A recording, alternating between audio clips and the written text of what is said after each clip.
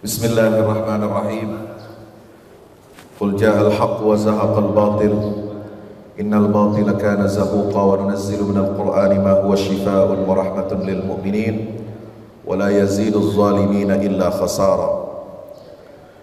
Falidzalika fad'u wastaqim kama umirta wa la tattabi' ahwa'ahum wa qul amantu bima anzalallahu min kitab wa umirtu li'a'dila bainakumullahu rabbuna wa rabbukum Allahu yajma'u bainana wa ilaihil masir. Rabbana tawakkalna wa rabbana 'alaika tawakkalna wa ilaika anabna wa ilaikal masir. Rabbana iftah bainana wa baina qaumina bil haqqi wa anta khairul fatihin. Rabbana atina min ladunka rahmatan wa hayyi' lana min amrina rashada. Rabbana atina fid dunya hasanah wa fil akhirati hasanatan wa qina 'adzaban nar. Uhayyikum bi tahiyyatil Islam. Tahiyatan min indillahi mubarakatan tayyibah. Assalamualaikum warahmatullahi wabarakatuh.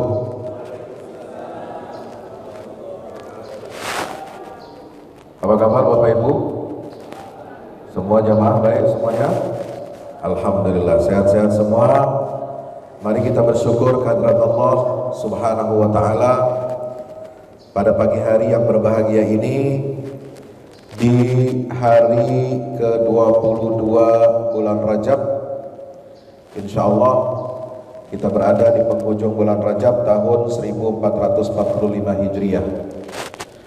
Kita masih diberikan nikmat sehat, nikmat panjang umur, nikmat kita dapat beribadah pada subuh hari yang penuh barakah ini, nikmat kita insyaallah duduk pagi hari ini setelah kita melaksanakan ibadah subuh, nikmat kita duduk di dalam taman surganya Allah Subhanahu wa ta'ala. Mudah-mudahan Allah kekalkan kita dalam taat dan ibadah.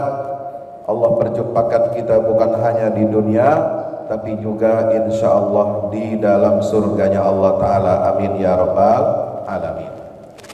Mari kita bersalawat salam kepada junjungan kita baginda Rasulullah Muhammad sallallahu alaihi wasallam serta seluruh keluarga, para sahabatnya. Mudah-mudahan tercurah limpahkan untuk kita semua pengikutnya hingga yaumil qiyamah. Saudaraku kaum muslimin dan muslimat dirahmati Allah, tadi kita alhamdulillah mendengarkan tilawah subuh yang dibaca oleh qori kita. Alhamdulillah kita merasakan kenikmatan yang luar biasa. Tadi ada yang paham, rakaat pertama imam baca apaan? Halo, Assalamualaikum. Assalamualaikum. Rakaat pertama baca apa? Baca ayat tentang bagaimana nanti di yaumil qiyamah semua anggota tubuh kita akan menjadi saksi buat amal kita. Ya. Wa qalu li juludihim lima syahidtum alaina qalu antaqana Allahu alladhi antaqa kulla syai'.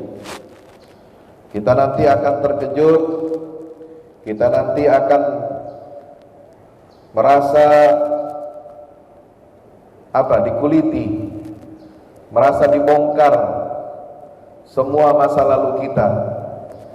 Jadi kalau sekarang orang begitu takut kalau masa lalunya dibongkar, masa lalunya file-filenya dibuka, takut kita kan?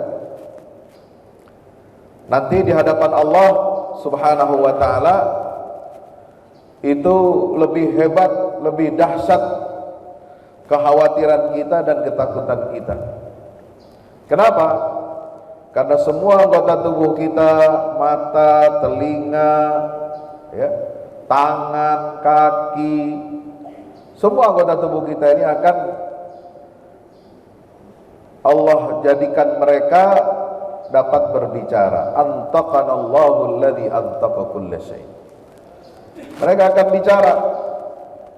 Mereka akan menjadi saksi apa saja yang kita lakukan selama hidup di dunia ini. Kalau yang jadi saksinya cuma mulut kita, nah mulut kita ini suka berbohong, betul? Kamu ngerjain apa kemarin? Hari sekian, tanggal sekian, bulan sekian, di tempat sekian, di tempat ini. Ya mulut kita bisa bohong. Tapi kalau kaki, tangan, mata, telinga, Allah jadikan mereka semua ini berbicara, kita nggak bisa berkelit, kita nggak bisa berdusta di hadapan Allah Subhanahu wa Ta'ala. Maka itu marilah kita perbanyak muhasabah diri, evaluasi, monitoring, kita melihat ke dalam diri kita sendiri, bagaimana kita harus mempersiapkan amal kita nanti kelak di yaumil qiyamah, insya Allah. Terus yang kedua, sholat subuh tadi rakaatnya baca apa? Ada yang ingat? Halo, Assalamualaikum. Saya tadi udah ingat, ini karena nanya jadi lupa. Ya. Bapak Ibu yang dirahmati Allah Subhanahu Wa Taala, nanti kita tanya Pak Imamnya ya. Kebetulan beliau saya kenal imam di salah satu juga di kantor BUMN di Gatot Subroto. Saya udah lama nggak ngisi di situ, nggak tahu mungkin setelah 212 saya dilarang lagi ngisi di situ ya kemarin. Sampai sekarang belum kelar itu. Masya Allah. Bapak Ibu yang dirahmati Allah Subhanahu Wa Taala, pagi ini kita akan mengkaji bagaimana kita bisa hidup di bawah naungan Al-Quranul Karim. Sebuah kitab tafsir yang ditulis oleh seorang ilmuwan cendekiawan muslim yang sangat berpengaruh di abad 20 ya, di mana beliau syahid di tiang gantungan ya. Syahid di mana? Di tiang gantungan, bukan gantungan baju, bukan ya. Tiang gantungan, dieksekusi mati karena pandangan-pandangannya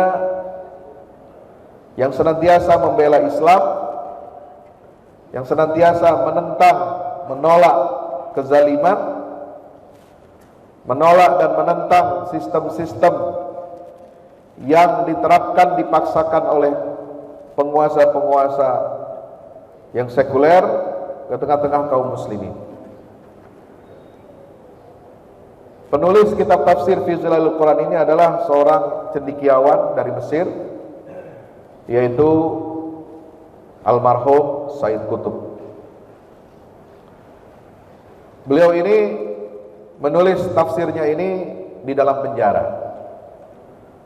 Kalau mengingat tafsir fi Zilalil Quran, apa yang dialami oleh penulisnya ini mengingatkan kita pula dengan sosok Buya Hamka, Profesor Dr. Haji Abdul Malik Karim Amrullah, yang menulis dan menyelesaikan tafsir Al-Azhar di dalam penjara Orde Lama.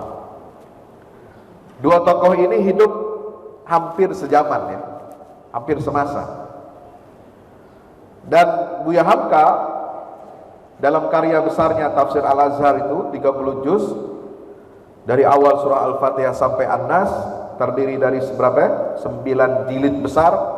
Kalau yang dicetak baru ya, dicetak ulang dalam format baru besar ya, itu ada 9 jilid atau 10 jilid ya. Kalau dulu cetaknya satu-satu ya, satu jilid kecil-kecil. Nah, kalau sekarang sudah dicetak dalam 10 jilid ya. Alhamdulillah, setiap jilidnya itu ada 3 juz tafsir yang ditulis oleh Hamka ketika beliau dipenjara oleh rezim Orde Lama. Jadi waktu itu antara rezim Orde Lama di Indonesia dengan rezim pemerintahan yang ada di Mesir itu memang satu ideologi, istilahnya satu temenan, satu lingkaran ya, satu lingkaran. Kenapa? Menganut paham sosialisme komunisme. Nah, di Mesir yang menentang sosialisme dan komunisme dengan sangat keras, menolak ideologi sosialisme Arab, sekularisme Arab, itu adalah sosok penulis tafsir fi Zilalil Quran yang hidup pada tahun yang beliau wafat ini tahun 1960-an. Sama dengan di Indonesia, di tahun 60-an itu ketika rezim Orde Lama mengadopsi sebuah paham ideologi yang ingin menyatukan antara nasionalisme, agama, dan komunis menjadi satu, maka banyak ulama di tanah air ini, di Nusantara ini yang menolak, terutama setelah pemilu tahun 1955, pemilu pertama yang paling demokratis di Indonesia. Mungkin pemilu tahun 1955 ini hanya bisa dibandingkan atau disetarakan dengan pemilu bebas jurdil yang pertama di Indonesia setelah reformasi, yaitu tahun 2004. Pemilihan presiden. Ya, udah kemari-kemari udah makin au gelap ya. Nah, Bapak Ibu dirahmati Allah, itu kalau di Mesir itu ada sosok Said Qutb, kalau di Indonesia ini adalah sosok Buya Hamka. Ya. Kemarin tahun 2023 dan awal 2022 ini 2024 sudah ditayangkan 2 volume film layar lebar bioskop tentang kehidupan Buya Hamka. Itu punya kemiripan karena hidup sezaman, menghadapi tantangan umat Islam yang hampir sama, mirip di seluruh dunia. Tantangan sekularisme, tantangan komunisme, tantangan bagaimana umat ini semakin dijauhkan dari petunjuk Al-Quran. Jadi umat Islam ini jauh dari petunjuk Al-Quran itu bisa karena 2 sebab, 2 faktor. Yang pertama karena kitanya menjauh, karena memang apa? Karena memang kita jahil, kita nggak paham, kita nggak mau belajar, akhirnya menjauh dari Al-Quran. Atau sebab yang kedua adalah dijauhkan. Berarti ada faktor dari luar, ada sistem, ada sebuah kondisi, prakondisi terutama yang diciptakan oleh rezim kekuasaan yang sekuler dan jauh dari nilai-nilai Islam. Nah, Buya Hamka banyak membaca tafsir ini karena memang sezaman dan beliau membaca. Karena setelah Said Qutb meninggal, wafat, syahid di tiang gantungan rezim Mesir, maka dimulailah dicetak karya Said Qutb ini, fi Zilalil Quran. Cetakan pertama itu tahun 67-69. Kalau cetakan resminya di Darussuruk itu tahun 1972. Maka tahun-tahun itu Buya Hamka masih hidup, masih segar. Keluar dari penjara Orde Lama, masuk era Orde Baru.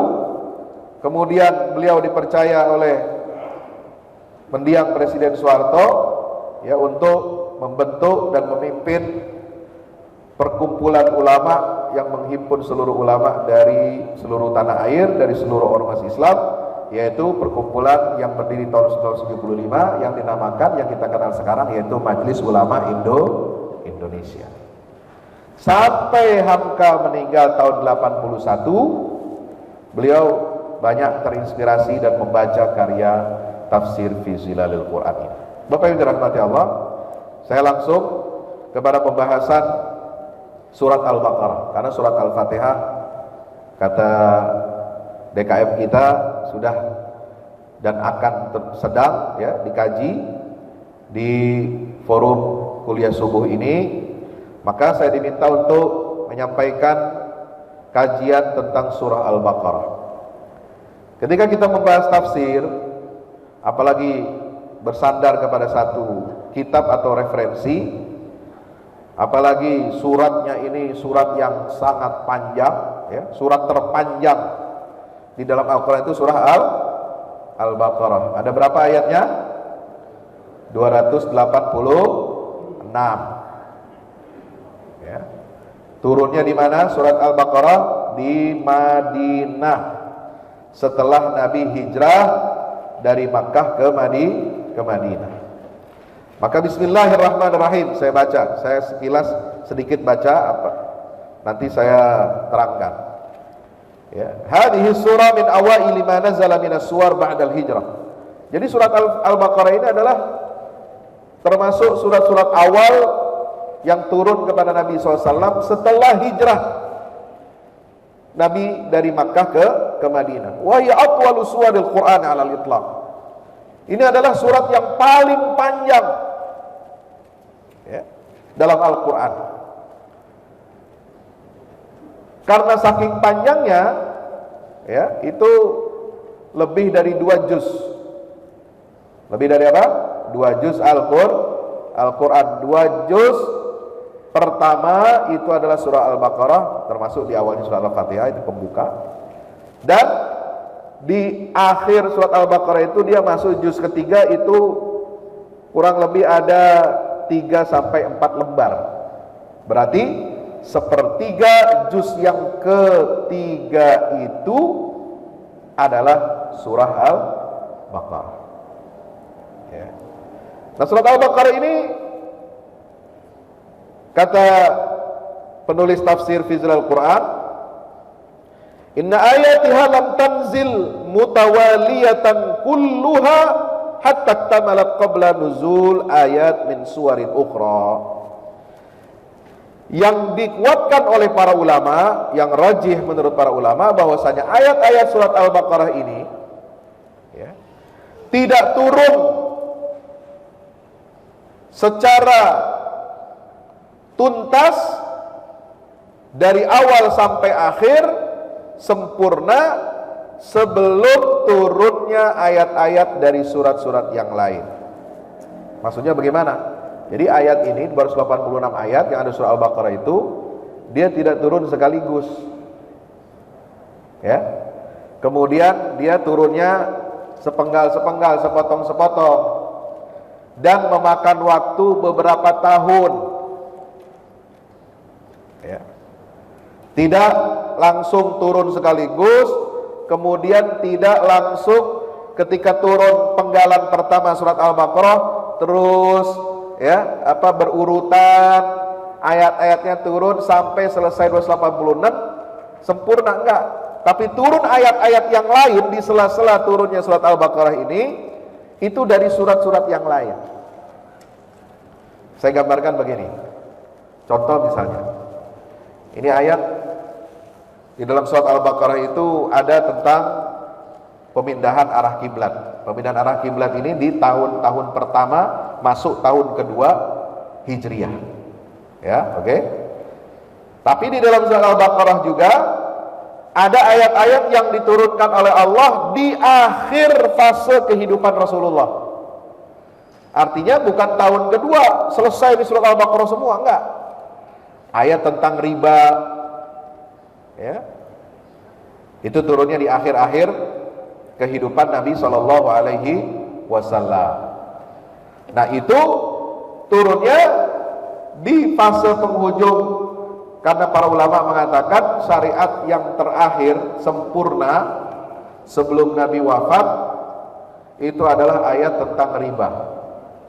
Dan ayat tentang riba ini adanya di dalam surah Al-Baqarah. Berarti apa? Surat Al-Baqarah ini turunnya dari tahun pertama kedua Hijriah sampai tahun ke-10 Hijriah, tahun wafatnya Rasulullah SAW. Dan di sela-sela turunnya surah Al-Baqarah ini itu ada surat-surat yang lain turun. Begitu maksudnya. Paham? Insya Allah. Baik, itu yang pertama, ya. Kemudian saya langsung beranjak ke paragraf-paragraf berikutnya, langsung beberapa intinya, ya. Hadhihi surah tadummu iddata mawdu'at. Jadi surat Al-Baqarah ini menghimpun atau mencakup beberapa tema. Jadi tema Al-Quran ini dalam satu surat itu beragam, Pak. Tapi beragamnya tema-tema yang ada di dalam Al-Quran, di dalam satu surat, itu biasanya kebiasaannya diikat oleh ruh, satu spirit, satu roh yang ada di dalam satu surat Al-Quran itu, yang diwakili dengan nama surat tersebut. Ini tema surat Al-Baqarah banyak ya. Satu kisah, ada janji dan ancaman, ya. Al-Fatihah itu kan apa? Ihdinas siratal mustaqim, siratal ladzina an'amta alaihim ghairil maghdubi alaihim waladdallin. Itu kan perintah dari Allah supaya kita meniti jalan yang lurus. Siapa jalan yang lurus itu? Jalannya para nabi dan rasul. Mereka yang mendapatkan petunjuk dari Allah, dapat nikmat dari Allah. Jangan kita mengikuti jalan yang bengkok. Siapa jalan yang bengkok? Ghairil maghdubi alaihim waladdallin, yaitu jalannya orang-orang yang dimurkai oleh Allah dan orang-orang yang tersesat. Maka surat Al-Baqarah menjelaskan secara rinci siapa al-maghdubi alaihim.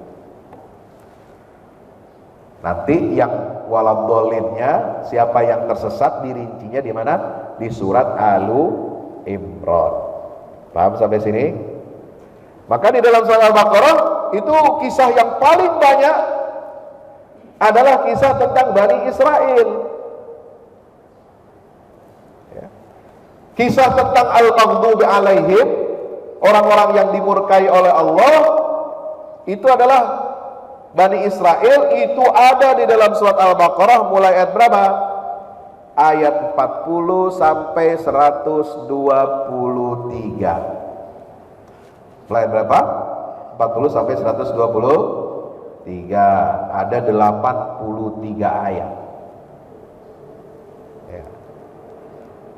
Ada lagi kisah tentang Nabi Adam. Ya. Dari ayat berapa? Assalamualaikum. Ayat 30 sampai 39. Wa idh qala rabbuka lil malaikati inni ja'ilun fil ardi khalifah. Qalu ataj'alu fiha man yufsidu fiha wa yasfiku ad-dima'a wa nahnu nusabbihu bihamdika wa nuqaddisu lak. Qala inni a'lamu ma la ta'lamun. Sampai akhir ayatnya mengatakan, fa imma ya'tiyannahum minni hudan faman tabi'a hudaya fala khaufun 'alaihim wala hum yahzanun. Itu kisah Nabi Adam. Jadi kisah Nabi Adam cuma 10 ayat. Tapi kisah Bani Israel ada berapa? 83 ayat. Setelah 83 ayat itu baru kisah tentang Nabi Ibrahim dan keturunannya yang saleh. Ya. Itu 124 sampai di penghujung akhir juz yang ke-1. Ya, Bapak Ibu dirahmati Allah. Jadi meskipun temanya beragam, bukan hanya kisah. Ya, tapi ada apa? Syariat. Ada tentang puasa, ada tentang haji, ya kan? Itu ayat ya ayyuhalladzina amanu kutiba alaikumusiyam, juga surat Al-Baqarah. Wa timul hajja wal umrata lillah, tentang haji dan umrah surat Al-Baqarah. Betul. Kemudian tentang ayat infak, ya, jihad fisabilillah, ayat tentang apa? Perceraian, ayat tentang penyusuan anak, ya, parenting, pengasuhan anak. Itu juga semua ada di surah Al-Baqarah. Nah, Bapak Ibu rahmatullah, temanya banyak. Tapi kata Said Qutb, walakinnal mihwaral ladzi yajma'uha kullaha mihwarun wahidun muzdawijun. Tapi ada satu poros. Ini temanya banyak, ya, A B C D. Tapi ada satu poros, ya, yang menghimpun dan menyatukan semua tema itu. Jadi benang merah. Jadi meskipun temanya beragam-ragam, sehingga kita kadang kalau baca Quran ini bingung, Pak. Ini baca Quran satu surat kok kayaknya kesimpulannya nggak ada. Kenapa? Karena temanya banyak banget gitu. Coba Anda baca surat Al-Kahfi nggak hari Jumat kemarin? Baca. Tahu isinya apa? Ada cerita apa aja? Banyak kan? Ada 5 kisah yang menonjol. Tentang Ashabul Kahfi, tentang pemilik kebun, tentang iblis ya dengan Adam, tentang Nabi Musa dan Khidir, yang terakhir tentang Dzulqarnain. 5.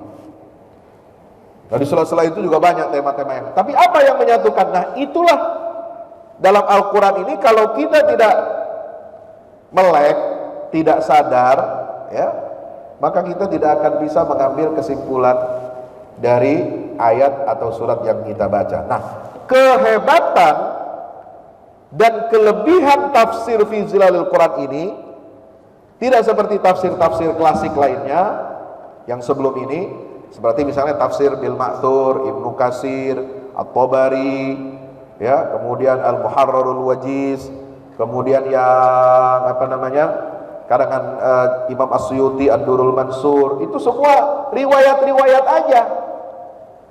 Ya.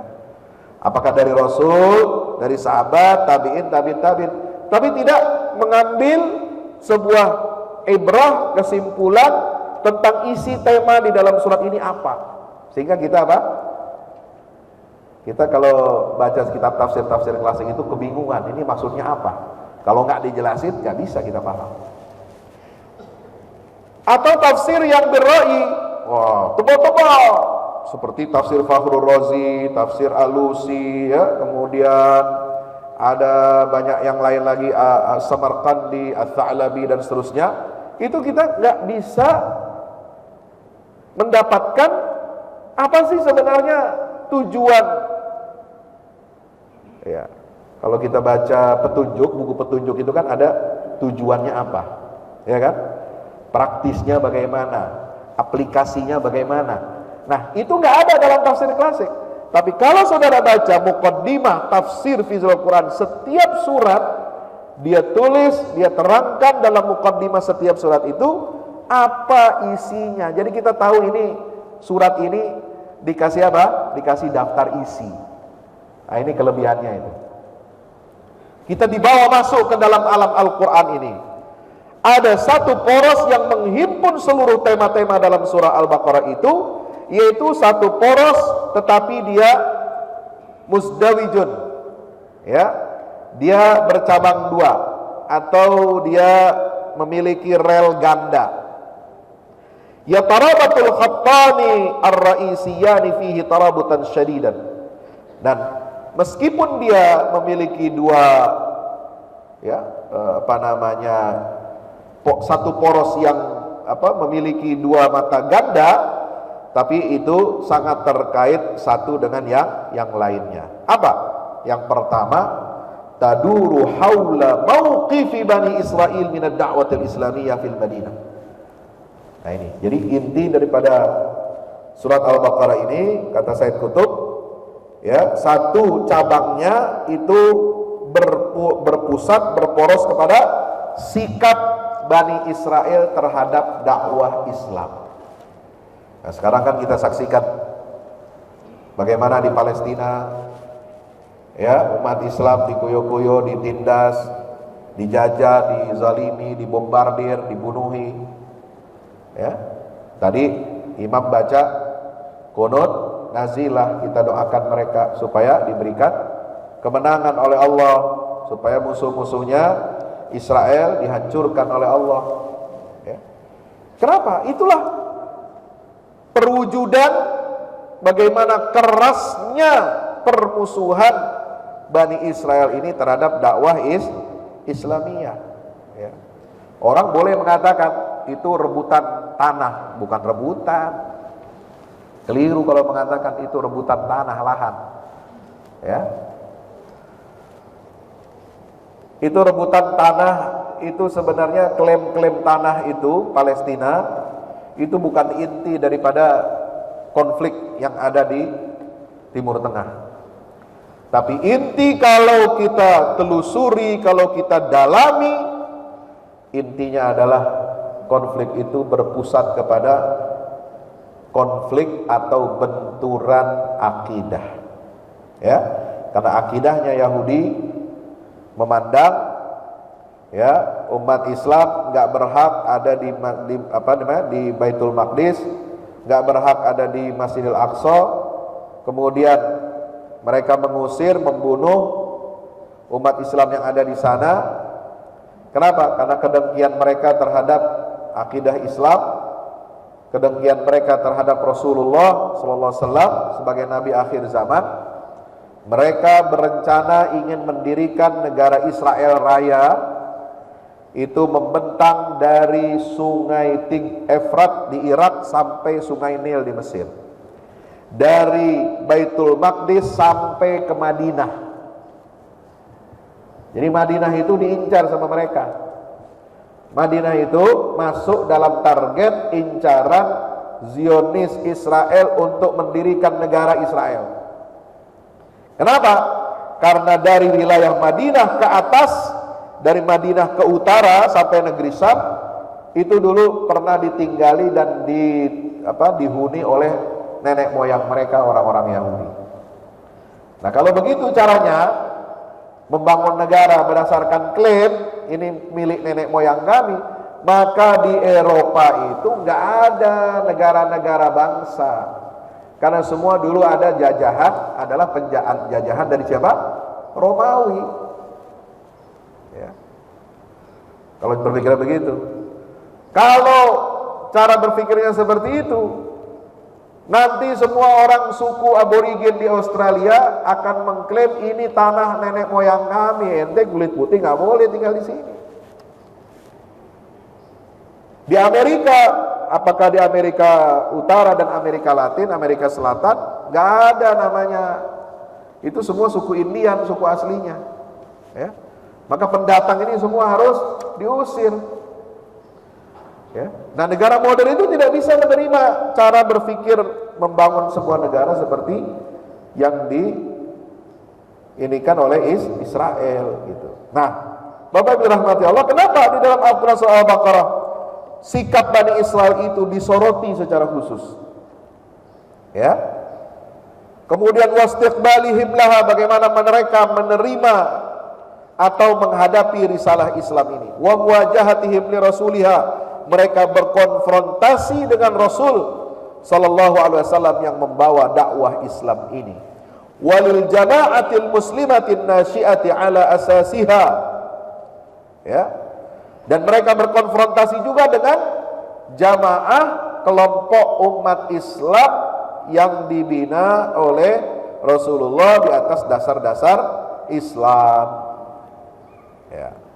Maka disitulah kemudian apa? Sikap Bani Israel ini akan ketahuan bagaimana mereka berkonfrontasi dengan umat Islam dan mereka berkoalisi dengan musuh-musuh umat Islam, baik yang ada di dalam selimut maupun yang ada di luar. Maka di sini disebutkan wa ma yata'allaqu bihadzal mauqif bima fihi tilkal alaqatul qawiyah bainal yahud wal munafiqin min jihatin wa bainal yahud wal musyrikin min jihatin ukhra.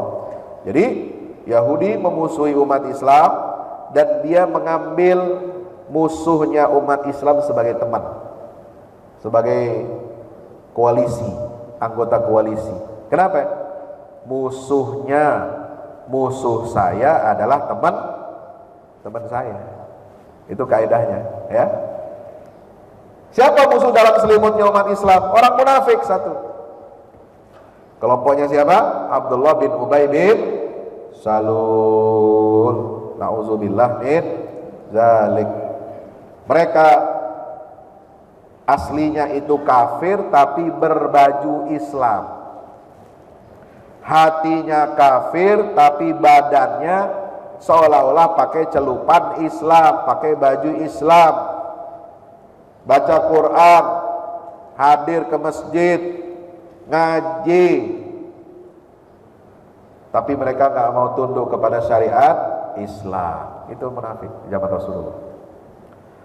Mereka tidak menerima syariat Islam secara kafah. Mereka nggak mau menolak panggilan jihad, nggak mau menolong saudaranya umat Islam yang dizalimi, nggak mau. Kenapa? Karena merasa itu bukan bagian dari diri mereka. Itu munafik tuh begitu. Ya. Maka ini dijadikan teman kongsi koalisi oleh siapa? Yahudi, untuk menggerogoti umat Islam dari dalam. Yang kedua dengan orang musyrikin. Nah, orang musyrikin ini musuh umat Islam dari luar. Ya, dulu konteksnya ada di mana? Di Mekah. Dia berkoalisi untuk menghancurkan umat Islam. Maka rongrongan Yahudi, munafik, dan kaum musyrikin ini di Madinah ketika Nabi awal hijrah itu sangat keras dan besar selama 5-6 tahun pertama hijrah di Madinah. Ya, puncaknya adalah perang Ahzab. Nabi menghadapi front kaum musyrikin yang berkoalisi dengan Yahudi Madinah di dalam, dan kaum Yahudi Madinah di dalam, dan kaum munafikin yang meninggalkan dan tidak membantu Rasulullah SAW.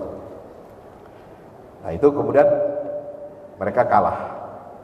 Barulah kemudian Rasulullah SAW ya bisa menyebarkan Islam secara masif ke dunia internasional, kirim surat ke Kaisar Romawi, kirim surat ke Kisra Persia, kirim surat ke Raja Mesir, ke Raja Bahrain, ke Raja ini, ke Raja itu, menyebarkan risalah dakwah Islam ini menjadi rahmatan lil alamin. Kenapa agak terlambat? Karena ada rongrongan Yahudi dan kaum munafikin, serta rongrongan kaum musyrikin. Makanya Nabi selesaikan itu dulu urusannya. Nah ini, jadi surah Al-Baqarah itu menceritakan itu ya. Yang berikutnya, wahiyya minan nahiyatil ukhra taduru haula mawqifil jama'atil muslimah fi awwali nash'atiha wa i'dadiha li hamli amanatid da'wah wal khilafah fil ard. Nah, itu satu sisi ya, fokusnya surah Al-Baqarah itu menangani masalah Bani Israel, bagaimana koalisi mereka dengan Yahudi, dengan musyrikin dan munafikin. Dan di sisi yang lain ya, surat Al-Baqarah ini fokus membicarakan apa? Bagaimana pembentukan jamaatul muslimah, generasi umat Islam, bagaimana mempersiapkan umat Islam ini untuk memikul amanah dakwah dan kekhalifahan di atas muka bumi. Makanya ayat-ayat yang pertama di surah Al-Baqarah itu apa? Tentang ya Nabi Adam yang mendapatkan amanah sebagai khalifah fil ard. Jadi ini semua disiapkan. Makanya dalam salah satu keutamaan surat Al-Baqarah ini ya, apa keutamaan surat Al-Baqarah ini? Satu, Nabi menyebutnya sebagai surat Az-Zahrawain. Al-Baqarah dan Ali Imran itu adalah dua surat yang bercahaya, berkilau. Dia akan membela, dia akan menjadi hujjah bagi orang yang membaca, yang memahami dan menghafal dua surat ini, yaitu Al-Baqarah dan Alu Imran. Yang kedua, surat Al-Baqarah ini punya keistimewaan apa? Ya, orang yang membaca surat Al-Baqarah ini di rumahnya dia tidak akan dimasuki oleh setan. Makanya banyak ayat-ayat ruqyah syar'iyyah itu diambil dari surat Al-Baqarah. Ada ayat kursi, Allahu la ilaha illa huwal hayyul qayyum la ta'khudhuhu sinatun wa la nawm lahu ma fis samawati wa ma fil ardi man dzal ladzi yashfa'u indahu illa bi idzni ya'lamu ma baina aydihim wa ma khalfahum wa la yuhituna bi syai'in min ilmihi illa bima syaa wasi'a kursiyyuhu samawati wal ardi wa la ya'uduhu hifdzuhuma wa huwal aliyyul azim. Sama di akhir halaman terakhir surat Al-Baqarah itu ayat-ayat ruqyah. Amanar rasulu bima unzila ilaihi min rabbi wal minun, sampai ya akhir surah Al-Baqarah. Yang ketiga, nah ini menarik, dalam sirah Nabi SAW sahabat yang hafal dan menguasai isi surat Al-Baqarah, dia masuk kelompok elit. Oh, kelompok elit. Kalau dalam pasukan, ya, Nabi kalau mau perang, ya, menyeleksi pasukan. Siapa yang bisa masuk pasukan elit, itu ada kriterianya. Yang paling nomor satu, yang paling utama, kriteria yang ditetapkan oleh Nabi SAW bagi seorang untuk menjadi anggota pasukan elitnya Rasulullah, dia harus hafal dan menguasai surat Al-Baqarah. Alhamdulillah. Makanya sekarang di Palestina itu, di Gaza, ya, itu pasukan elitnya yang melawan Israel sekarang, ya, dari 40.000 itu ada 10.000 pasukan elit yang dinamakan Katibatul Huffaz. Ini batalion para hafiz. Yang ada di situ 10.000, semuanya hafal Quran 30 juz. Ya. Dan mereka setoran hafalan Qurannya itu setoran sekali duduk, ya. Jadi udah teruji dari Al-Fatihah sampai An-Nas. Ini pasukan elitnya itu. Jadi kelompok perjuangan perlawanan Palestina ini mengambil contoh dari siapa? Dari Rasulullah. Kalau Anda ingin memiliki pasukan yang terkuat di atas muka bumi, bukan yang punya senjata nuklir, bukan yang punya bom atom, bukan yang punya tank Merkava, bukan yang punya pesawat F-35 atau helikopter Apache. Pasukan terkuat di atas muka bumi adalah mereka selain memiliki keterampilan militer, memiliki, ya, persenjataan walaupun sederhana, adalah mereka yang hafal dan menguasai isi Al-Quran. Itu pasukan terkuat di atas muka bumi. Makanya sekarang sudah teruji, ya, udah 4 bulan, ya, mau dihabisi, ya, pasukan-pasukan Hamas ini dan faksi perjuangan Palestina lainnya, itu nggak bisa dihabisi sama Israel. Nggak bisa. Ya, Israel boleh dia menghancurkan fasilitas umum, rumah sakit, sekolah, universitas, fasilitas umum, semua dihancurin sama dia. Tapi dia nggak bisa menghilangkan dan menghancurkan perlawanan Palestina yang berlandaskan akidah Islamiyah yang ada di jalur Gaza dan tepi barat. Wa idadiha lihamli amanati dakwah. Kenapa? Karena umat ini harus punya kesadaran tanggung jawab bahwa mereka memiliki tugas kewajiban memikul amanah dakwah dari Allah. Islam ini, Pak, agama besar, agama yang luar biasa. Ya, kita diberikan amanah berupa Islam ini bukan hanya untuk diterima jadi ritual, sholat, ya, baca Quran, sholawatan aja, tapi kita diberikan Islam ini oleh Allah untuk disebarkan, ya. Cahaya Islam ini supaya disebarkan ke seluruh penjuru dunia. Kenapa? Karena Islam ini adalah penyelamat bagi masalah-masalah yang ada di atas muka bumi ini. Maka kalau kita diam, kalau kita tidak berdakwah, kalau kita tidak menyampaikan risalah Islam ini kepada dunia, maka dunia ini akan dipenuhi dengan kezaliman, dengan kegelapan sebagaimana yang kita saksikan sekarang. Ada seorang profesor dari Mesir yang pakar Zionisme, ya, namanya Profesor Abdul Wahab Al-Nasiri. Dia ditanya, "Prof, apa sih yang bikin Israel ini eksis sampai sekarang? Masih ada dan kuat?" Jawabannya apa? 2. 1, karena dukungan tanpa batas, ad-da'mul kamil min Amerika bila hudud. Jadi dukungan logistik, ekonomi, politik, militer yang tidak ada batas dari negara-negara besar, negara-negara maju kepada Israel. Ini yang menyebabkan Israel eksis. Kalau nggak ada dukungan itu, Israel udah selesai, udah lama. Dia cuma jumlahnya sedikit, ya, 8 juta, 9 juta rakyatnya. Ya, ente kencingin aja tenggelam dia. Ya, kecil itu. Tapi kita nggak bicara jumlah. Karena Israel ini bukan hanya sekedar jumlah 9 juta, 10 juta warga Yahudi di seluruh dunia, tapi dia adalah mencerminkan perwakilan peradaban barat yang diprovokasi, yang ditunggangi oleh kepentingan Zionisme Israel supaya mereka melakukan kezaliman di atas muka bumi ini, melakukan penjajahan, perampasan aset, perampasan kekayaan alam di muka bumi ini, dan mereka akan jaga Israel ini sebagai apa? Sebagai polisi di Timur Tengah dan polisi dunia.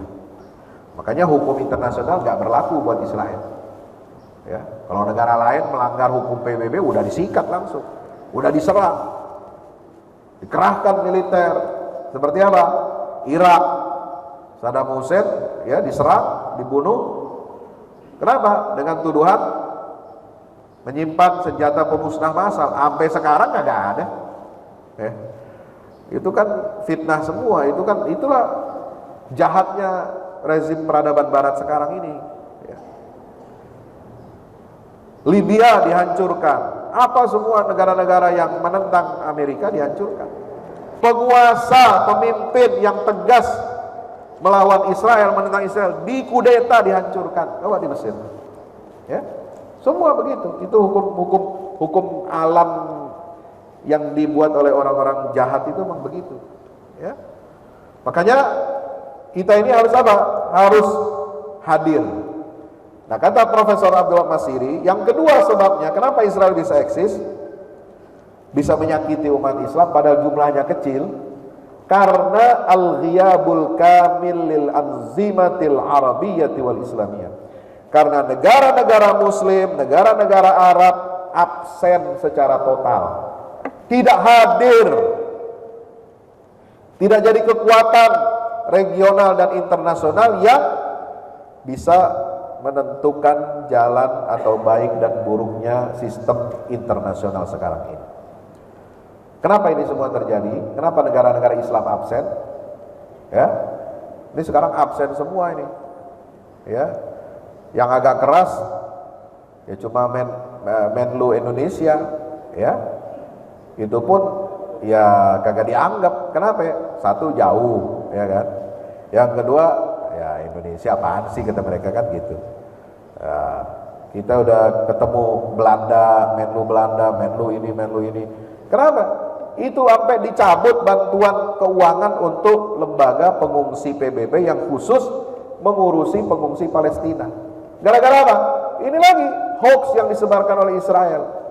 Ya, negara yang paling banyak menyebarkan hoax itu Israel. Ya, dibilang apa? 12 staf UNRWA terlibat dalam aksi serangan teroris Hamas ke Israel tanggal 7 Oktober kemarin. Nggak terbukti, diturunin lagi angkanya, cuma 6. Ntar besok-besok hilang tuh, nggak ada. Yang penting dicabut dulu bantuan. Itu kan pengen mematikan pengungsi Palestina di dalam bumi Palestina itu. Bang jahat. Ya.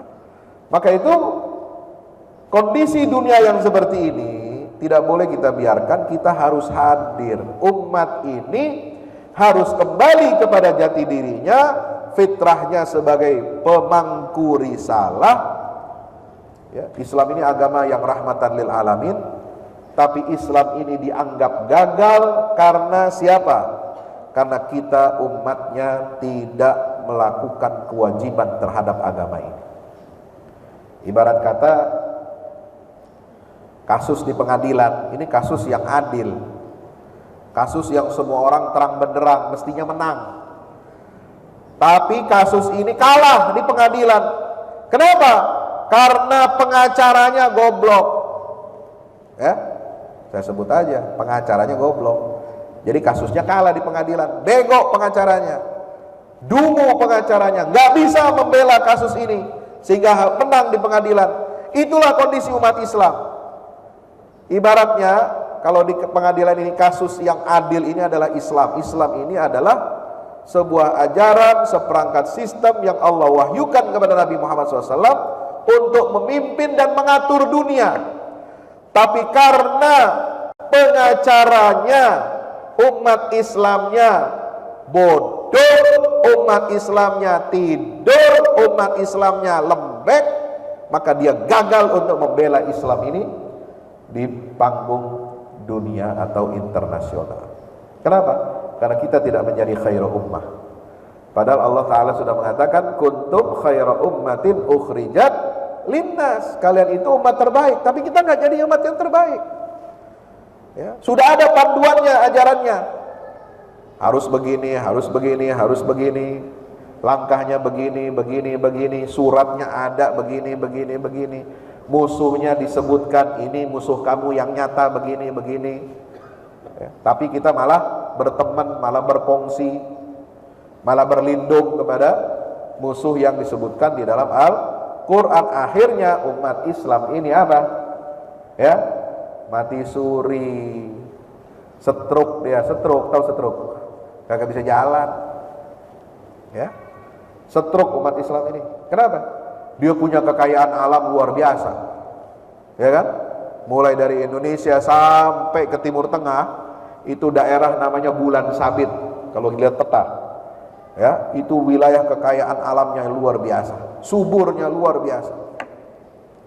Ya, yang memberikan suplai makanan, jaring makanan dunia, kemudian jaring pengaman minyak, gas, ya, dan hasil bumi itu semua rata-rata dari negara-negara yang mayoritas beragama Islam. Tapi kita ya dibuat lemah, dibuat tidak berdaya, ditanamkan di negeri-negeri muslim pemimpin-pemimpin boneka yang mengekor kepada barat. Itu makanya tafsir fi zilalil Quran ini kalau kita baca, kalau kita renungi, dia bahas surat Al-Baqarah saja begitu teliti, begitu detail. Ini ingin mengangkat harkat dan martabat umat Islam.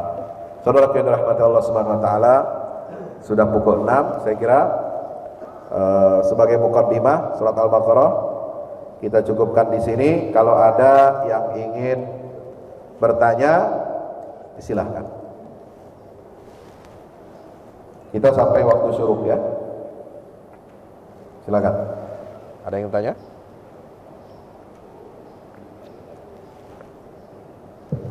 Ya, silakan mic-nya.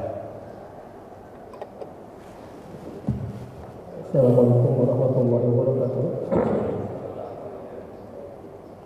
Tadi dapat saya simpulkan bahwa surat Al-Baqarah yang panjang itu punya satu tema ya, Ustaz. Tadi satu temanya saya belum bisa menangkap Ustaz, kira-kira apa Ustaz? Jadi belum disebut kita itu. Baik. Jadi kata tadi satu tema, tapi dia punya realnya ganda. Ya. Tujuannya apa? Memperkuat, tema utamanya adalah memperkuat barisan kaum muslimin. Ya, menguatkan akidah mereka. Supaya apa? Dia tegak. Jadi dari dua tema yang cabang tadi, Yahudi dengan apa? Tanggung jawab muslim untuk memikul amanah dakwah itu adalah, jadi temanya yang menyatukan dua cabang ini adalah bagaimana surat Al-Baqarah ini membawa pesan-pesan, membawa aturan-aturan, sistem kehidupan yang membentuk umat Islam agar dia bangkit, mampu memikul amanah dakwahnya dan menyebarkan Islam ini sebagai rahmatul alamin, sekaligus mampu untuk menghadapi musuh-musuhnya, baik yang dari dalam maupun dari luar. Itu intinya. Ya, wallahu a'lam.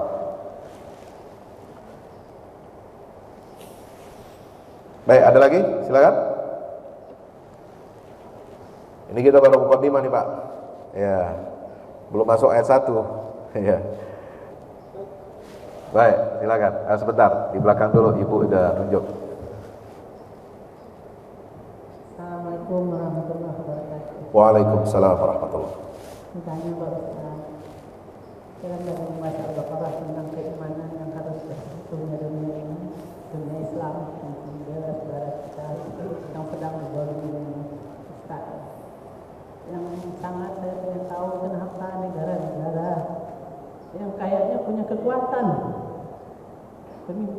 untuk menengahi dan membela saudara kita ini. Yang tadi Ustaz tanya juga, saya penasaran banget, kenapa mereka takut Allah. untuk melakukan perlawanan terhadap pembelaan saudara mereka? Mereka negara kaya, mereka negara mampu, yang dekat sekali dengan mereka. Kenapa mereka tidak seperti Indonesia yang punya giroh dan semangat seberapa kali itu mengumpulkan dana seadanya, tapi mereka sepertinya mengabaikan banget gitu, Ustaz.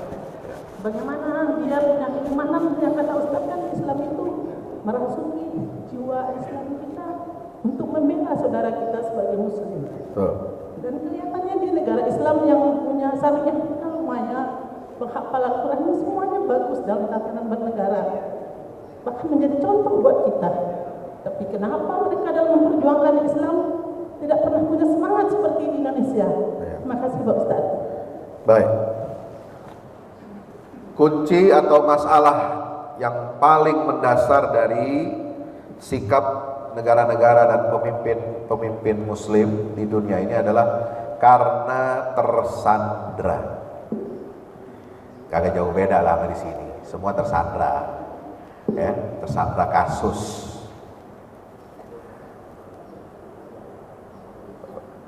Arab Saudi, ya, sudah berubah. Sudah melakukan reformasi dari dalam dengan visi 2030 dia ingin mengubah, mengkonversi titik berat mengandalkan sumber daya alam seperti minyak itu lalu diubah menjadi apa? Menjadi ke bidang yang lain seperti pariwisata, ekonomi, finansial, dan teknologi. Ya, dia punya ambisi seperti itu. Maka segala cara ditempuh untuk mewujudkan visi itu. Dan yang punya aplikasi teknologi yang memungkinkan untuk bisa seperti itu adalah Amerika dan Israel. Jadi tersandra. Turki sebelum ini saya tidak menyangka sikap Presiden Erdogan sekarang itu tidak seperti dulu sebelumnya. Kalau dulu sebelumnya itu keras, tegas, ya, tidak mau jabat tangan dengan pemimpin Israel, memutuskan hubungan diplomatik, kemudian mengirimkan bantuan logistik dengan menembus blokade laut, ya, mengirimkan kapal Mavi Marmara yang bawa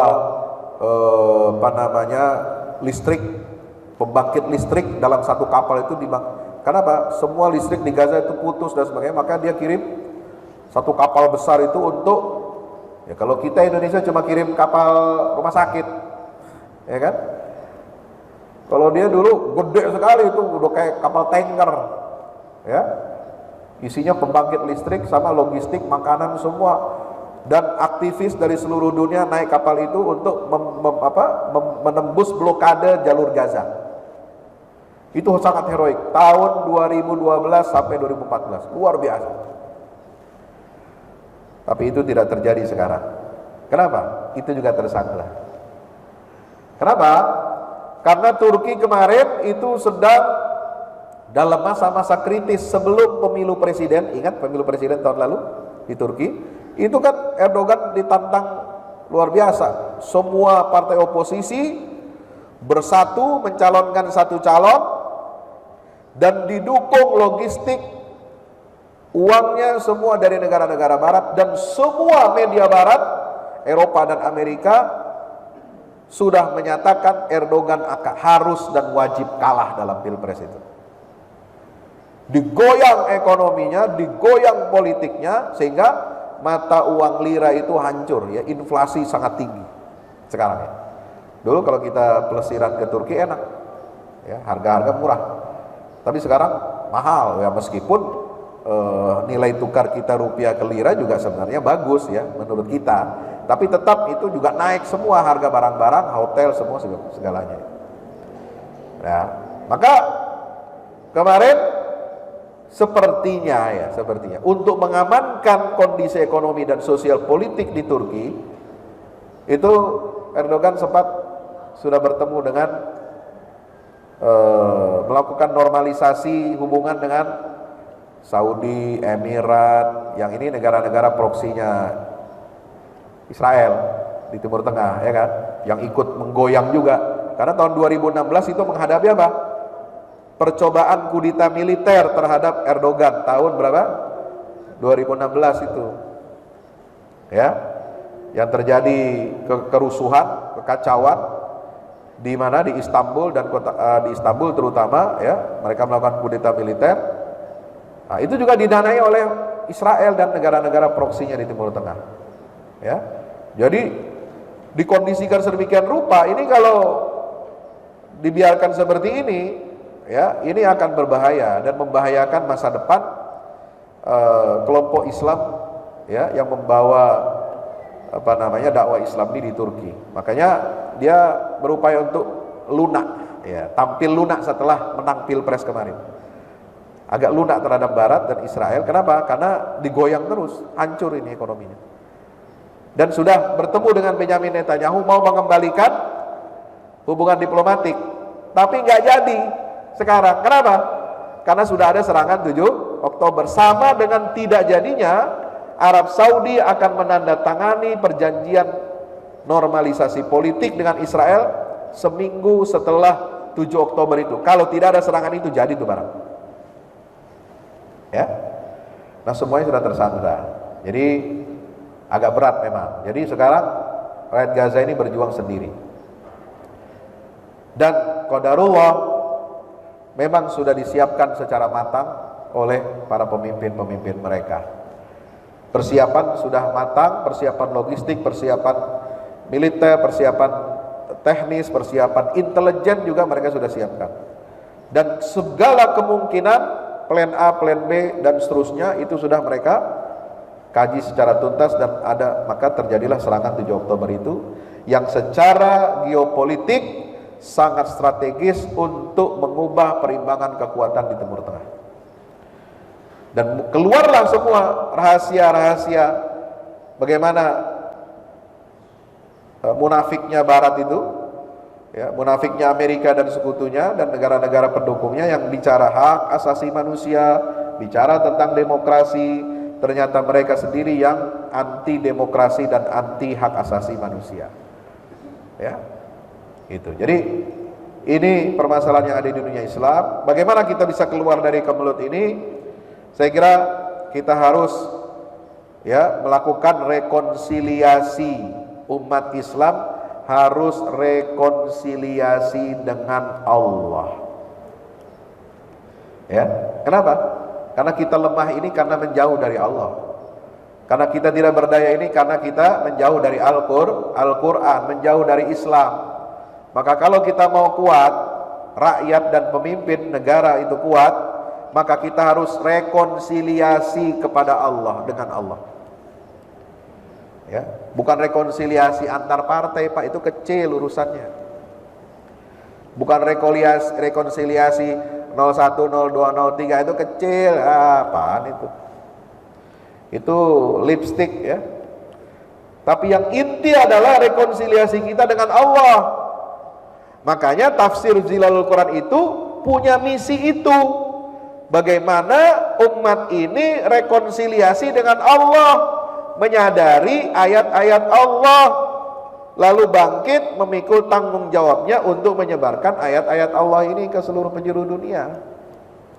Itulah. Makanya ketika putus semua harapan, ada doa menarik nih. Saya baru baca kemarin. Doanya Salahuddin Al-Ayyubi, ya. Ketika dia akan melakukan serangan final, ya, kepada tentara salib untuk merebut Baitul Maqdis, semua potensi udah dia kerahkan, ya. Dia berdoa bagaimana? Ilahi qad inqata'at asbabil ardiyah. Ya Allah, ya Tuhanku, sungguh telah terputus dari aku sarana-sarana duniawi untuk mendukung agamamu. Ilahi qad inqata'at asbabil ardiyati an nusrati dinika. Yang tersisa apa? Kalau sudah terputus semua sarana dunia untuk menolong agama, yang tersisa tinggal apa? Walam yabqa illal ikhla'u ilaika wal i'tisamu bihablika wal i'timadu ala fadlika anta hasbi wa ni'mal wakil. Yang tersisa dari saya tinggal apa? Hanyalah mundur kepadamu, rekonsiliasi kepadamu, berpegang teguh kepada tali agamamu, mengandalkan karuniamu. Kita mengandalkan negara-negara itu nggak bisa. Oh, tersandera semua pemimpinnya, bos. Sekarang kita, andalan kita apa? Allah aja udah. Ya. Caranya bagaimana mengandalkan Allah? Kembali kita memahami risalah Al-Quran, ngaji yang benar. Ya, akan mengubah semua kehidupan kita kalau kita semua, hati kita, pikiran kita, tindakan kita semua diterangi, dicahayai oleh Al-Quran. Anta hasbi, cukup engkau sebagai penolongku, wa ni'mal wakil, dan engkau adalah sebaik-baik pengatur urusanku. Ini doanya Salahuddin Al-Ayyubi. Kenapa? Karena Salahuddin Al-Ayyubi dulu waktu mau merebut Baitul Maqdis, dia nggak dapat dukungan secara politik dan militer dari khalifah, dari kerajaan-kerajaan Islam yang lain. Nggak ada. Kondisinya sama sekarang, Bu. Ya, kalau kita baca nih, Salahuddin Al-Ayyubi itu bukan khalifah, bos, bukan pemimpin umat Islam sedunia. Jadi kalau ada yang bilang, mohon maaf kata, kalau mau merebut Baitul Maqdis harus ada khilafah dulu. Ntar dulu. Itu Salahuddin Al-Ayyubi merebut Baitul Maqdis nggak pakai khilafah, bos. Ya, dia cuma gubernur. Ini jabatan Salahuddin Al-Ayyubi itu sultan yang setara levelnya dengan gubernur negeri Syam. Kemudian dia taklukkan Mesir, dijadiin satu, Syam dan Mesir, namanya Levant. Jumlah penduduknya nggak banyak, masih kalah dengan Baghdad, kota-kota besar Islam lainnya. Apalagi kalau dibandingin dengan ya DPT Jawa Barat sekarang 50 juta kan, masih zaman dulu kecil. Gubernur, dia bukan khalifah, bukan sultan, itu bukan raja, dia gubernur negara bagian. Ya. Khalifahnya di Baghdad, di Abbasiyah, nggak berdaya. Dia untuk ngurusin dirinya aja nggak bisa. Gimana mau bantu militer, gimana mau bantu logistik? Nggak. Tapi Salahuddin Al-Ayyubi dengan generasi di zamannya yang ada di negeri Syam dan Mesir ini menghimpun kekuatan, nggak peduli kalau negara lain, ya kerajaan lain Islam nggak bantu dia, yang penting Allah bantu. Itu prinsipnya. Ya, sama Pak. Jadi dulu selain Nabi merebut Baitul Maqdis itu, kondisi umat Islam ini juga penuh dengan konflik, ya sulit untuk bersatu. Tetapi negara yang ada di sekitar Baitul Maqdis dia satukan dulu. Nah ini strateginya Salahuddin Al-Ayyubi. Ya. Dengan apa? Dengan mereformasi pendidikan, mereformasi sistem politik, mereformasi keadilan hukum, ya, tata negara, memberantas korupsi, menanamkan keimanan yang benar kepada Allah Subhanahu wa taala. Kemarin saya sudah sampaikan khutbah Jumat saya tentang langkah-langkah strategis Salahuddin Al-Ayyubi merebut Baitul Maqdis. Ya. Nah itu. Jadi kita kalau ngandelin siapa-siapa nggak bisa. Ya, sama kayak misalnya ibu, ya, ada masalah di keluarga, rumah tangga, kita mau ngandelin mertua sama ipar nggak bisa. Ya. Perempuan ini paling sensitif. Ya. Perempuan paling sensitif, istri itu paling sensitif kalau bicara ipar sama mertua. Udah masalah kita masalah sendiri aja, udah nggak usah ikut campur yang lain, ya kan begitu. Itulah seperti kita mengurus rumah tangga sendiri aja udah. Ya. Kita minta pertolongan kepada Allah, kita perkuat diri kita, imunitas diri kita, dan kita ajak orang-orang di sekeliling kita yang satu circle lingkaran dengan kita untuk sama-sama kita memperbaiki diri, insya Allah. Demikian. Terakhir, Pak, silakan. Assalamualaikum warahmatullahi wabarakatuh. Waalaikumsalam. Ustaz, yang ingin kami tanyakan adalah dalam menghadapi konflik itu kan ada rombongan dari dalam sendiri umat Islam yang munafik. Ya. Nah, apakah di dalam Al-Quran ada ketentuan ayat mengatakan orang munafik ini sanksinya di dunia itu apa gitu? Karena kita apakah harus menunggu sampai kiamat baru dia akan masuk ke dalam neraka jahanam, sehingga kita akan lebih bagaimana menghadapi orang munafik itu dalam kehidupan ini. Terima kasih. Ya. Terima kasih. Munafik itu terbagi menjadi dua. Ada munafik akidah, ada munafik amali. Munafik akidah ini yang paling berbahaya. Hatinya kafir kepada Allah, menolak syariat Islam, tapi dia berbaju Islam. Munafik akidah itu zaman sekarang, dari zaman dulu sampai zaman sekarang itu dalam wujud, perwujudannya apa? Dalam wujud gerakan-gerakan zindik.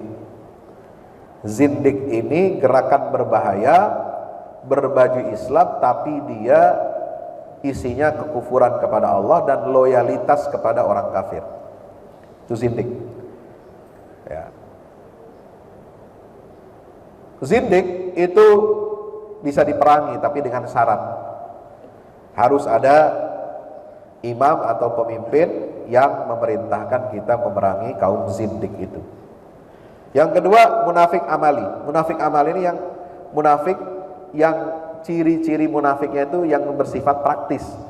Sebenarnya dia orang Islam, dia baik, dia nggak ingkar kepada Allah dan Rasul, nggak ingkar pada syariat Islam, tapi ciri-ciri munafik ada pada dirinya. Contoh apa? Kalau ngomong bohong, kan begitu. Idza haddasa kadzaba. Nah, itu ayatul munafik, itu untuk munafik yang praktis, aplikatif, bukan akidah. Kalau ngomong bohong, kalau diberi amanah khianat, kan begitu ya. Kalau janji ingkar. Nah ini kita nggak bisa menghukumi dia seperti munafik level pertama. Dia bisa kita nasihati, bisa kita perbaiki dengan cara bagaimana? Ngaji yang baik, pendidikan yang baik, ya, nasihat yang baik. Tapi kalau zindik ini susah dinasihatin. Kenapa? Karena emang dasarnya orang kafir menyusup ke dalam Islam untuk menghancurkan Islam dari dalam. Makanya hukumannya dia itu bisa diperangi sama dengan orang kafir diperangi oleh kaum muslimin. Kalau dia melanggar aturan-aturan sistem dalam bernegara, ya.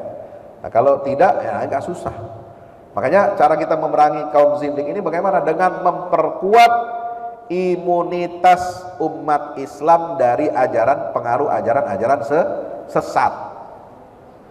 Ya. Nah ini, jadi melawan kaum zindik. Nah, cuma zindiknya pintar, ya, dia nggak melanggar hukum negara nih Pak. Dia nggak menyerukan pemberontakan kepada pemerintah, kan? Kalau diperangi oleh negara kan, dia mesti berontak, dia mengumumkan jadi gerakan separatis misalnya, menolak Pancasila, NKRI dan sebagainya. Dia enggak, pinternya di situ. Bahkan dia mengatakan saya lebih Pancasila daripada umat Islam, gitu kira-kira. Saya lebih NKRI daripada orang-orang Islam yang onono, yang radikal ekstrim, gitu. Ya, selalu begitu. Untuk apa? Untuk mendapatkan simpati dan perlindungan dari pemerintah dan tokoh-tokoh nasional kita. Nah, cara kita untuk memerangi kaum zindik ini itu bukan dengan kekerasan, bukan dengan pemaksaan fisik, tapi dengan apa? Dengan memperkuat imunitas akidah, tarbiyah, kemudian syariat di tengah-tengah umat Islam supaya tidak terpengaruh oleh ajaran sesat mereka. Ya, dan mengimunisasi pemimpin-pemimpin negara kita agar tidak dipengaruhi oleh ajaran-ajaran kaum zindik. Itu yang bisa kita lakukan. Wallahu a'lam.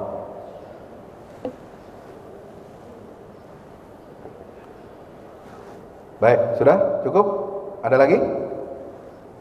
Terima kasih jamaah yang dirahmati Allah. Waktu kita 6.30 pas, udah terang di luar. Mari kita tutup dengan istighfar dan kafaratul majlis. Astaghfirullahalazim, astaghfirullahalazim, astaghfirullahalazim. Subhanakallahumma bihamdika asyhadu an la ilaha illa anta astaghfiruka wa atubu ilaik. Bismillahirrahmanirrahim. Wal 'asri innal insana lafi khusrin illal ladzina amanu wa 'amilus shalihat wa tawassaw bil haqqi wa tawassaw bis sabr. Subhanakallahumma bihamdika asyhadu an la ilaha illa anta astaghfiruka wa atubu ilaik. Wal 'afwu minkum. Wassalamualaikum warahmatullahi wabarakatuh.